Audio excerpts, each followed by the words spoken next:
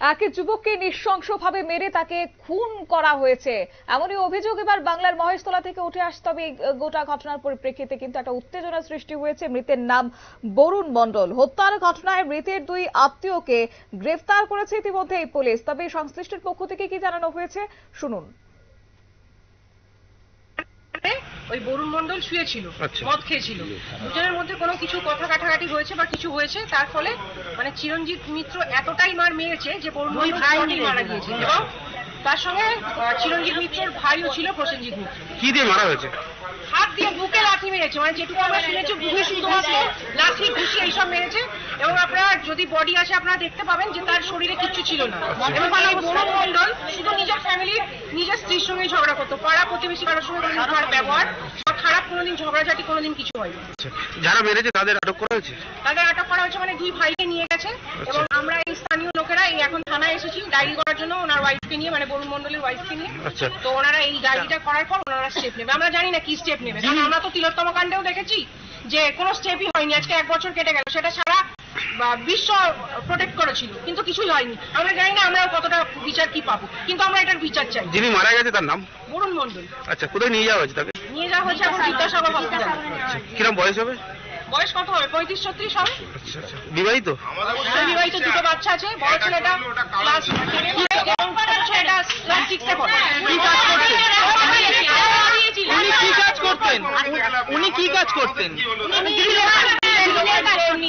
ছোটখাটো যেমন কাজ করে সেরকম কাজ করে, ওনার দোকানে গিয়েও কাজ করে। আজকে আমাদের বক্তব্য হচ্ছে আজকে এই বাচ্চা দুটোর কি হবে, এই যে ক্লাস 6-এর বাচ্চাটা তার কি হবে? কি পারিবারিক শত্রুতার কারণে কি যাকে মেরে দিয়েছে এর কোনো শত্রু ছিল না, এরা শুধু উনি স্বামী স্ত্রীর মধ্যে ঝামেলা হতো। পাড়া প্রতিবেশী কারোর সঙ্গে অন্যায় করলে ছেলেকে মারছে, এরকম পাড়ার লোকের সঙ্গে। আজকে দেখুন পাড়ার লোক ভালো ভাবতে বলে আজকে এতগুলো লোক এসেছে। আপনারা ওই বাড়ির কাছে গিয়ে দেখতে পারবেন যে আজকে এই এত রাত্রে ওরা ওখানে বাড়িতে ঘেরাও করে লোক দাঁড়িয়ে আছে। ওদের প্রোটেকশন দিচ্ছে পুলিশ, পুলিশরা প্রোটেকশন দিয়ে দাঁড়িয়ে আছে। আপনার নাম? আমার নাম রত্না মণ্ডল।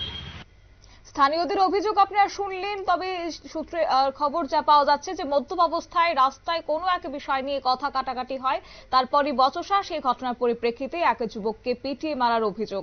আর চাঞ্চল্যকর এই ঘটনাটি ঘটেছে দক্ষিণ 24 পরগনার মহেশতলাতে। মৃত যুবকের নাম বরুণ মণ্ডল। ইতিমধ্যে খুনের অভিযোগে 2 অভিযুক্তকে আটক করেছে পুলিশ। বিস্তারিত আরো যাব, আমাদের সঙ্গে যুক্ত হয়েছে প্রতিনিধি গোপাল শীল। গোপাল, পুলিশ সূত্রে কি খবর পাচ্ছ? দেখো, তোমাকে বলে রাখি, কালীপূজার রাতে কিন্তু একটা মর্মান্তিক ঘটনা ঘটলো। বচসার জেরে এক বন্ধুকে পিটিয়ে খুন করার অভিযোগ। মহেশতলা পৌরসভার 13 নম্বর ওয়ার্ডের গোপালপুর মালিপাড়ায় নেশাগ্রস্ত 2 যুবকের মধ্যে হাতাহাতি মারামারি।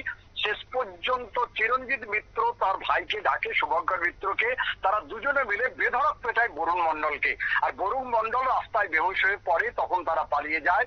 যখন এলাকার মানুষজন তড়িঘড়ি করে তাকে হসপিটালে নিয়ে গেলে সেখানে মৃত ঘোষণা করে। আশ্চর্য দেখো, বন্ধুত্ব, মদ এমন একটা জিনিস যে মদকে মাদলাম করার সময় বন্ধুর হাতে বন্ধুর প্রাণ গেল।